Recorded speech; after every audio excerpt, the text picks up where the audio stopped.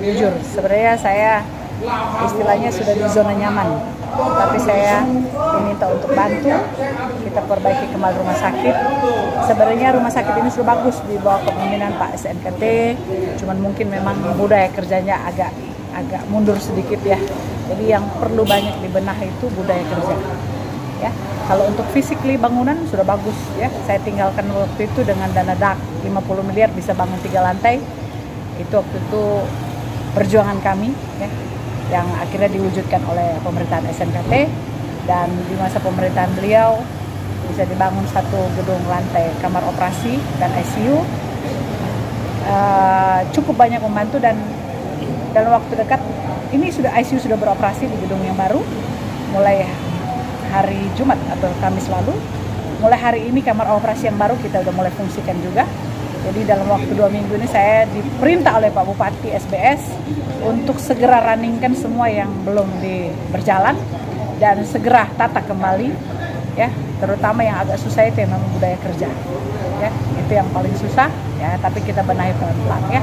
Mulai kedisiplinan, kebersihan itu paling penting, karena di instansi publik ya, public service itu yang paling dilihat itu adalah sebenarnya rumah sakit.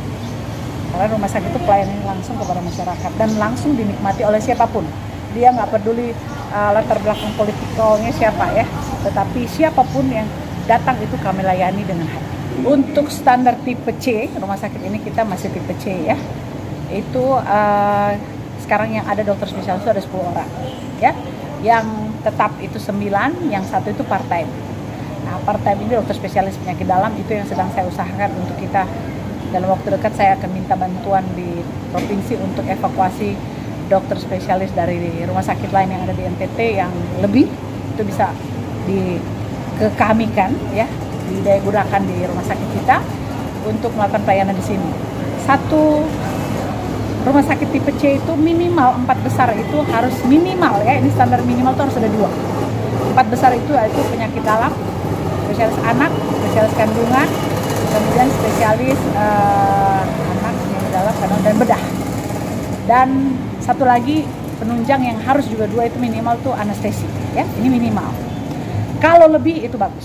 Kalau SBS tuh prinsipnya harus lebih, minimalnya harus ada, tapi harus lebih bagus lagi untuk membantu mengcover di saat-saat mereka ada kegiatan luar. Kurangan untuk yang 4-5 ini yang kurang itu penyakit dalam 1, kemudian anak 1. Dan itu kita upayakan dalam waktu dekat. Saya ada mau jejaring dengan rumah sakit SOE dan juga akan ketemu provinsi untuk minta penyakit dalam dari rumah sakit lain. Dan itu untuk yang kemarin sebenarnya semua tidak berubah, teman-teman yang ada di manajemen. Cuma yang perlu ditambahkan adalah ya mereka punya tupoksi masing-masing, bekerja benar atau tidak ya, sesuai dengan yang seharusnya atau tidak. Nah, ini mereka agak sedikit ya mungkin mati suri dikit kali ya, jadi kita bangunin pelan-pelan gitu ya, supaya mereka kerja lebih semangat lagi dengan effort yang baik, supaya kita juga memperhatikan hak-hak mereka ya, jasa medis kita bagi dengan baik ya. Kadang-kadang orang ini kita mesti tahu kenapa mereka kerja tidak benar.